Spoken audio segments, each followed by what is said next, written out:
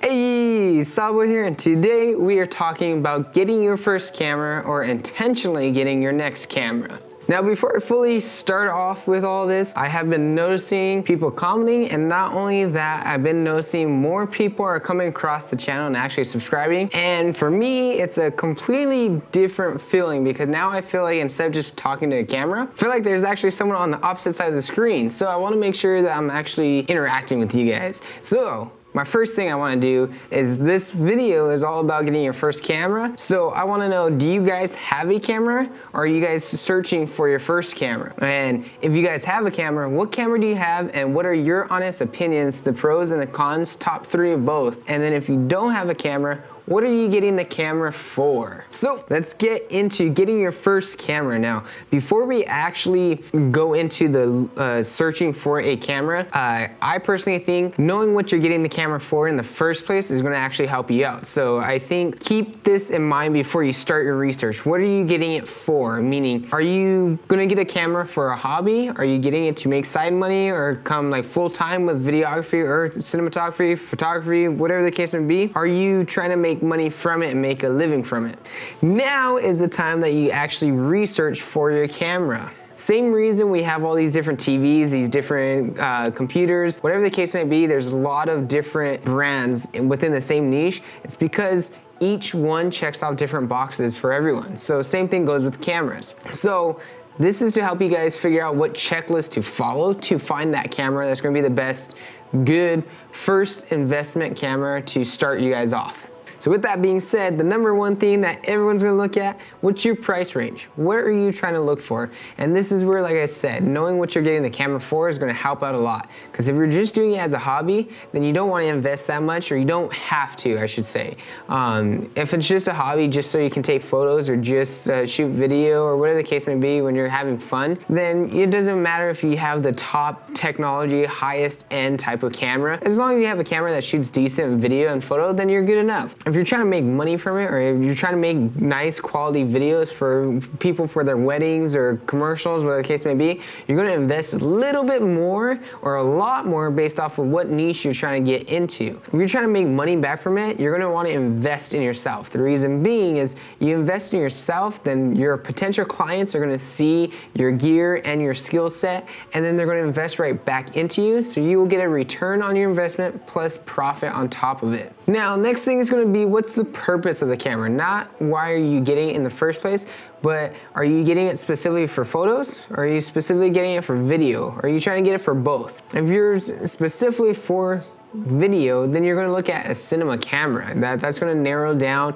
what you're looking for. If you want specifically photo, then you're gonna narrow it down to specifically cameras that are great for photos. Or do you want a little bit of both worlds, a best of both worlds? For me, I want the best of both worlds. I wanna be able to carry one camera that does good for video and also does good for photos. So understanding your purpose is going to help you also narrow down exactly what kind of camera you're looking at and what kind of field of camera you're looking for. Next thing, do you care about used or do you want it new? When it comes to camera gear, or any technology for that matter, technology is coming a long way. Every single day there's something new added to technology, whether it's computers, AI, cameras, whatever it is, the processing power.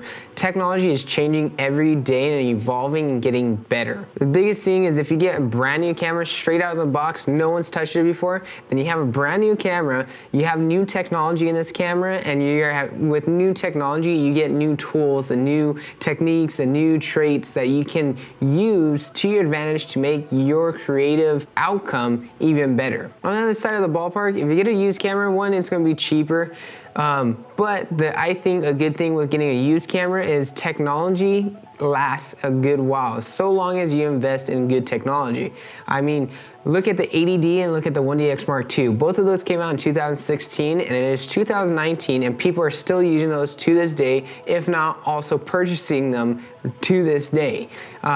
It stands the test of time because the technology, don't get me wrong, it's not new, it's not the next best thing, but it still stands and it can stand its own ground even now. So if you go for a used camera, you can save money, you know you're gonna get good technology, and not only that, I don't think you have to worry as much as you would have to worry about used items somewhere else.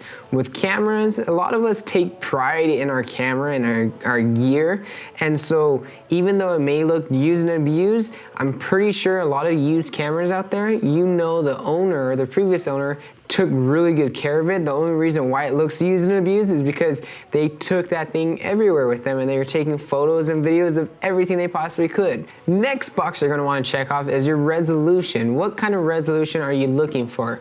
You're going to have two different aspects. If you're doing photos, what are you using the camera for? Most commonly, people are going to be using it just for social media pictures and stuff like that.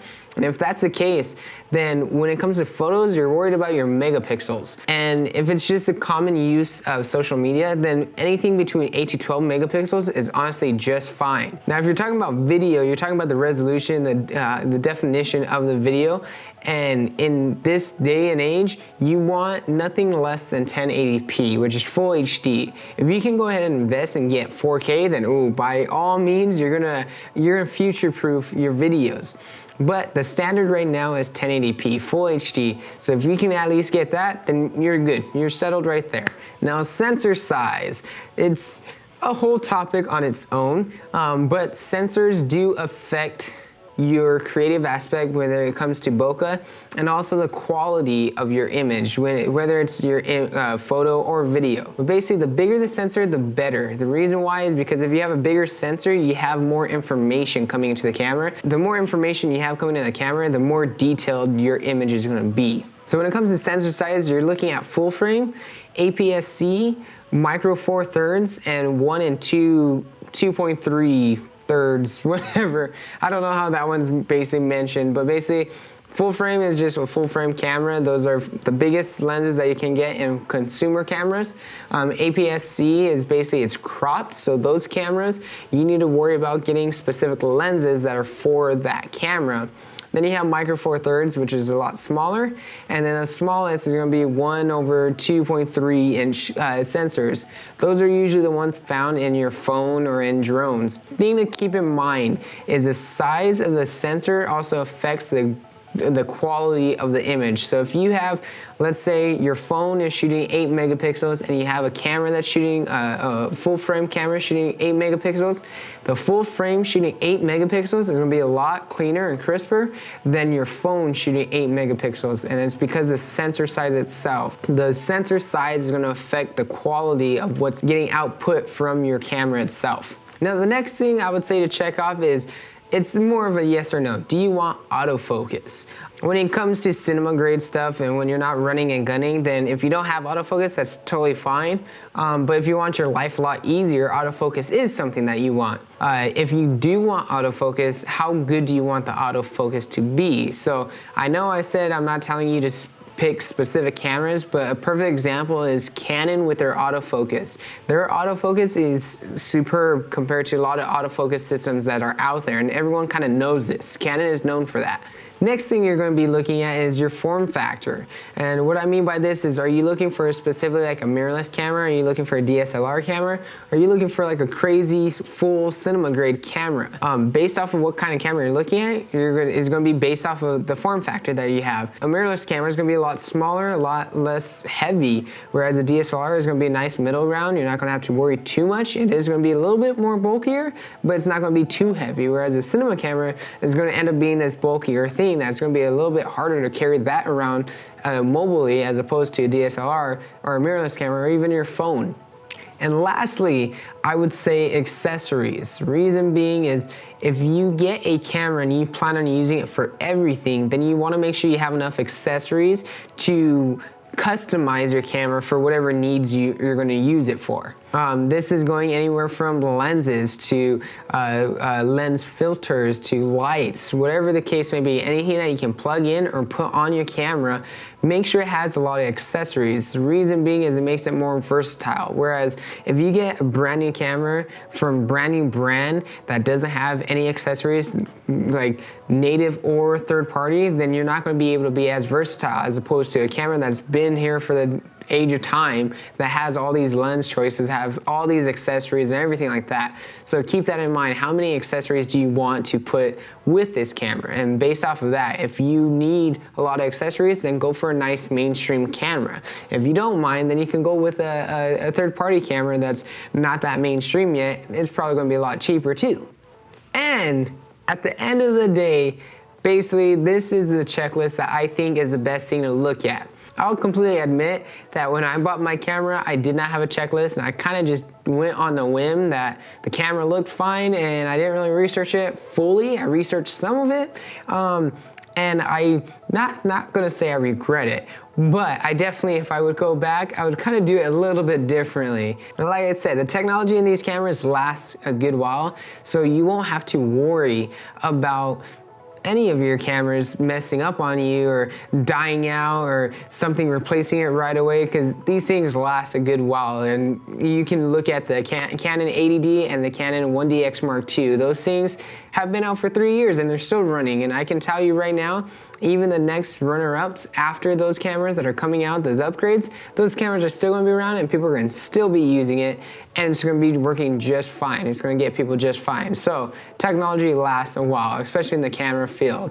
So with that being said, I hope this gives you guys a checklist to help research cameras and decide on your very first camera, if not your next camera that you're actually having pre-thoughts about. And just like always, feel free to reach out to me. If you guys have any questions, shoot me comments down below. I'll go ahead and answer them. And if you guys have any more suggestions of different videos that you guys want to see, go ahead and shoot those down below as well. And I'll go ahead and start making those videos for whatever you guys want. Until next time, I'll catch you guys on the next one. Peace.